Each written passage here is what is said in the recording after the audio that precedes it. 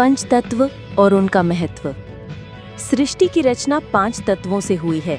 जल, वायु, अग्नि, पृथ्वी और आकाश। ये सभी जगत को जीवन प्रदान करते हैं, परंतु जब इनका दुरुपयोग होता है तो यही विनाश का कारण बन जाते हैं। जैसे धुआं अज्ञान का प्रतीक है, जो सूर्य की ज्योति को ढक देता है। जल जीवनदाता है, परंतु बाढ़ आने पर विनाशक हो जाता है। वायु प्राणों का आधार है, परंतु विषैली होकर मृत्युकारक बन जाती है। गुण और दोष का वर्णन। तुलसीदास जी कहते हैं, जगत में अच्छे और बुरे गुण साथ साथ रहते हैं। कोई जीव कल्याणकारी है तो कोई जीव दुखदायी, परंतु भगवान की दृष्टि से सब में समान रूप से प्राण है।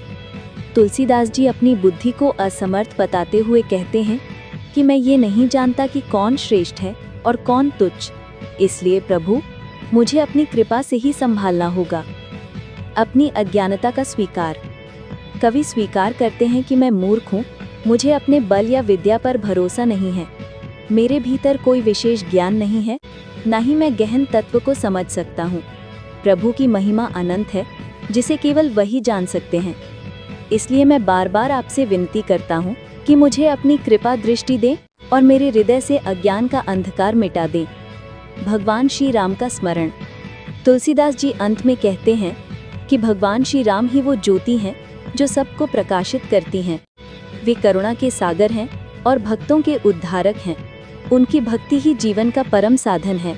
वे सभी जीवों के स्वामी हैं और उनके बिना कोई भी प्राणी इस संसार सागर से पार नहीं हो सकता।